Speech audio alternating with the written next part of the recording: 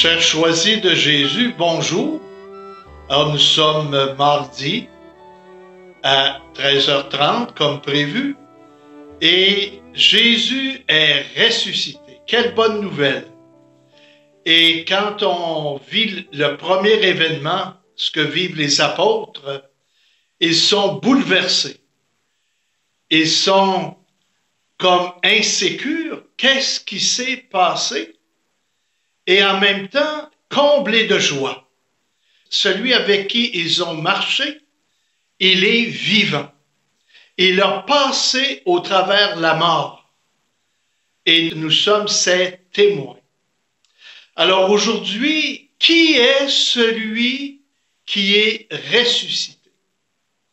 Il y a une belle invocation que j'aime depuis longtemps et qui s'intitule comme ceci. Ô Jésus, doux et humble de cœur, rends mon cœur semblable au tien. Alors Jésus, Fils de Dieu, Dieu lui-même, notre Sauveur, notre Libérateur, il est doux. Et si vous avez suivi la passion de Jésus, vous avez lu les récits qui racontent comment est-ce que Jésus monte à la mort, vous voyez la douceur de Jésus, son humilité. Lui qui aurait pu choisir la puissance, choisit d'être la brebis conduite à l'abattoir. Il est humble. Il accepte que ceux qu'il vient sauver se moquent de lui, le flagellent, le couronnent d'épines, lui crachent au visage, lui mettent une croix sur les épaules et le conduisent jusqu'au sommet du Golgotha. Et là, ils vont le crucifier. Jésus accepte d'aller jusqu'au bout de l'amour. Alors, quand on dit doux et humble de cœur, et qu'on lui demande d'avoir un cœur, nous aussi, doux et humble, c'est un gros contrat. Parfois, il y a des personnes qui disent, bien moi, on me met de côté. Moi, on ne reconnaît pas ce que je fais. Réjouissez-vous. Parce que dans la parole de Dieu, on dit, Dieu qui voit dans le secret te le revaudra. Alors, si tu te sens mis de côté et que tu accomplis de belles choses, eh bien, réjouis-toi et choisis d'être doux et humble de cœur. Et tu vas voir comment est-ce que la vie est beaucoup plus belle. Au lieu d'avoir du ressentiment envers les personnes qui te mettent de côté, et des fois tu dis, bien moi, je n'ai pas été choisi pour telle ou telle tâche, et ils n'ont pas reconnu mes talents. Réjouis-toi. Et dis à Jésus, doux et humble de cœur, rends mon cœur semblable au tien. Alors aujourd'hui, j'aimerais vous présenter un grand homme, Charles de Foucault, un Français. Il est né en septembre 1858. Alors ça fait longtemps. Mais Charles de Foucault, son message se continue aujourd'hui. Alors, il est d'une famille très à l'aise, et puis tout jeune, à l'âge de 6 ans, il perd ses parents. Alors, c'est le grand-père qui va s'occuper de son éducation. Mais Charles de Foucault, un homme brillant, et qui est curieux, lit toutes sortes de choses, et il perd la foi. Et Dieu lui-même, à 17 ans, j'étais tout égoïsme, tout vanité, toute impiété, tout désir du mal. J'étais comme affolé. J'étais dans la nuit. Je ne voyais plus Dieu, ni les hommes, et il n'y avait que moi. Et pourquoi il disait ça? C'est que son grand-père était décédé, et puis il est devenu héritier. Et avant son décès, le grand-père l'avait inscrit dans l'armée, parce qu'il voulait que Charles retrouve une colonne vertébrale. Mais dans l'armée, ça n'a pas été mieux, parce qu'il se traînait les pieds à tel point qu'il a dû quitter l'armée. Et après son départ de l'armée, étant donné qu'il avait eu un gros héritage, il est parti pour le Maroc, l'Algérie. Il a voyagé. Et il a continué de faire la vie. Mais son fondement familial de sa foi lui revenait. Qui est Dieu? Et à un moment donné, avec toutes ces folies, ce qui me fait penser à l'enfant prodigue qui dilapide ses biens, alors Charles de Foucault dit ceci au Seigneur. Mon Dieu, si vous existez, faites que je vous connaisse. Alors, il y en a qui disent aussi une phrase comme celle-ci, mais ne s'engagent pas. Alors, Charles de Foucault, lui, faisait des démarches, voulait apprendre aussi parce qu'il était toujours curieux de lire des livres spirituels et aussi il lisait des romans. Alors, il décide à un moment donné d'aller à la Trappe, c'est-à-dire dans un monastère. Et puis, au monastère, il a appris. Mais encore là, il était insatisfait. Et une phrase importante dans sa vie, je ne veux pas traverser la vie en première classe, pendant que celui que j'aime a traversé dans la dernière. Jésus, doux et humble de cœur. Alors, à un moment donné, dans sa vie, il est allé chercher un de ses amis qui était à la messe. Et puis, ça, c'est avant d'aller à la Trappe. Et il entre dans l'église parce que son ami était là et il ne sortait pas. Et quand il est entré dans l'église, il entend l'abbé Huvelin prêcher qui disait ceci. Jésus a tellement pris la dernière place que personne n'a pu la lui ravir. Il est saisi, touché au plus profond de son cœur. L'Esprit Saint vient de lui parler. L'Esprit Saint vient de mettre dans son cœur un feu. Et après l'homélie, il va rencontrer l'abbé Huvelin au confessionnal, parce que après l'homélie, l'abbé Huvelin retournait au confessionnal, et il voulait discuter avec l'abbé Huvelin. Et l'abbé Huvelin dit non, confesse-toi. Alors il dit, bien, je ne suis pas venu pour me confesser, je suis venu pour discuter, confesse-toi. Alors tranquillement, il a commencé à parler de sa vie. Et quand il est ressorti du confessionnal, une autre lumière. Et il a décidé de ressembler à Jésus, doux et humble de cœur. Il s'est rendu à Nazareth pour vivre où Jésus a vécu. Il était concierge chez les Clarisses et puis il priait beaucoup. Il était souvent à la chapelle à tel point que les Clarisses disaient « Qui est cet homme ?» Et même, ils l'ont surveillé. Et parce qu'elle trouvait assez spécial qu'un homme de cet âge passe autant de temps à la chapelle. Et pour montrer son humilité, un jour la supérieure lui dit on a un animal qui vient manger nos poules, il faudrait tuer cet animal. je vais vous montrer comment tirer du fusil. Imaginez-vous Charles de Foucault, qui a été dans l'armée.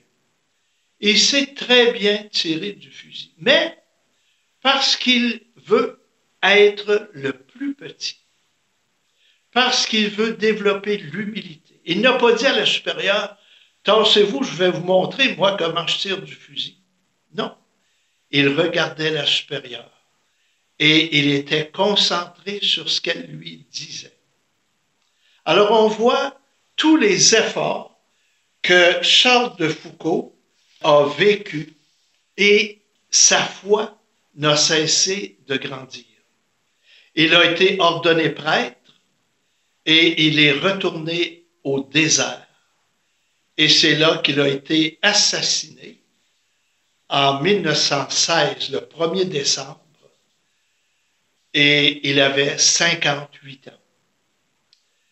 Et une autre belle phrase qu'il a dite, « Tout notre être doit crier l'Évangile sur les toits. » Alors, chers amis, aujourd'hui, le Christ est ressuscité.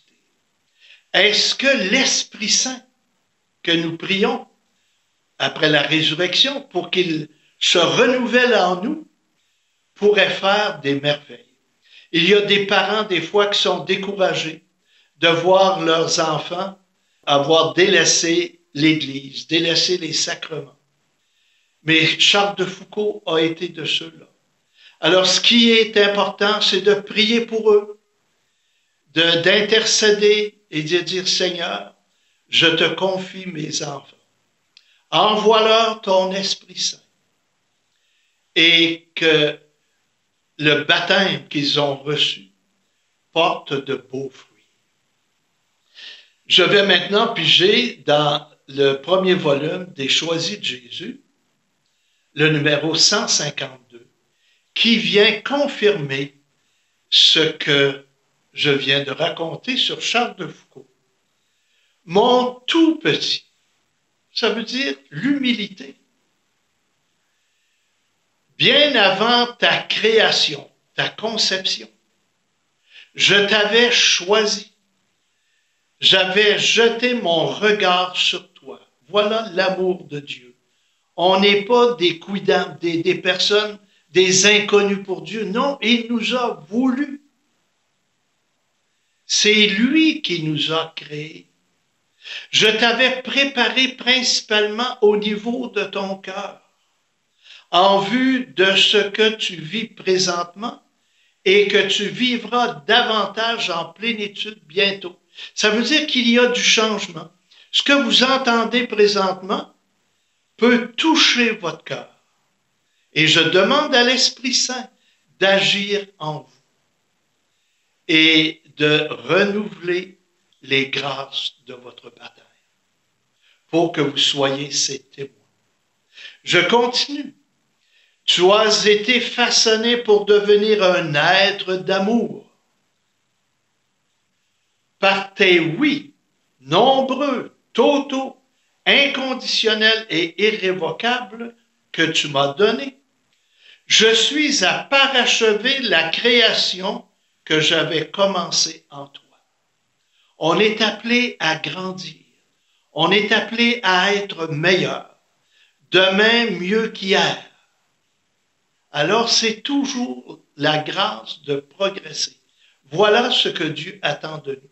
Tranquillement, sans que tu t'en rendes trop compte, tu deviens le chef-d'œuvre que je veux que tu sois.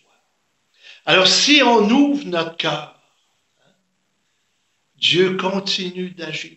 Si on ferme la porte, je vous l'ai parlé la semaine dernière, eh bien, Dieu respecte ça, mais il va demeurer à la porte. Il va vouloir ouvrir. Il va frapper. Et si tu ouvres, tu auras de grandes grâces. Mon cœur déborde d'amour pour toi. Je veux que mon amour passe à travers toi pour rejoindre et aimer une multitude de mes enfants.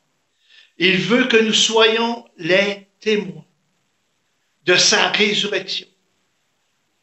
Il veut que nous soyons les témoins. Et il est parti, mais il demeure avec nous. Et il nous a dit, je dois partir pour vous envoyer mon esprit, mais je serai toujours avec vous. Que cette présence de Jésus, on la ressente. Alors, être témoin pour que les autres me connaissent. Et je t'envoie vers ceux qui me connaissent mal ou qui se sont éloignés de moi en se laissant tromper par celui qui répand fausseté sur fausseté, qui cherche à devenir un Dieu et présente à mes enfants un nombre incalculable de faux dieux.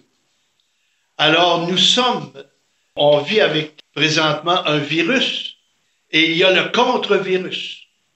Alors c'est un peu ça. Il y a le mal et nous, en semant le bien, eh bien, on s'aperçoit que les cœurs vont changer. Et ce que nous disons, le Seigneur est en arrière, le Seigneur est à côté, et même le Seigneur est devant pour que ça porte de beaux fruits. Alors, j'aimerais terminer par la prière d'abandon de Charles de Foucault.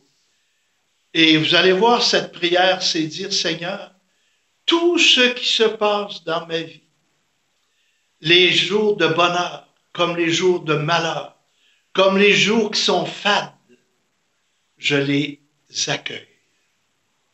Parce que c'est toi qui viens mettre de la couleur dans ma vie. Recueillons-nous pour cette prière.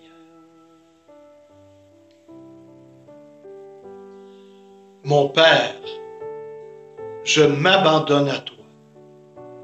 Fais de moi ce qu'il te plaira. Quoi que tu fasses de moi, je te remercie. Je suis prêt à tout. J'accepte tout. Pourvu que ta volonté se fasse en moi. En toutes tes créatures, je ne désire rien d'autre, mon Dieu. Je remets mon âme entre tes mains. Je te la donne, mon Dieu, avec tout l'amour de mon cœur, parce que je t'aime et que ce m'est un besoin d'amour de me donner, de me remettre entre tes mains sans mesure, avec une infinie confiance, car tu es mon Père. Cœur sacré de Jésus, j'ai confiance en vous. Ô Jésus, doux et humble de cœur, rendez mon cœur semblable au vôtre. Chers amis qui m'écoutez, que l'Esprit Saint vous renouvelle, vous transforme. Et au nom de l'Église, je vous bénis au nom du Père et du Fils et du Saint-Esprit. Amen. À la semaine prochaine.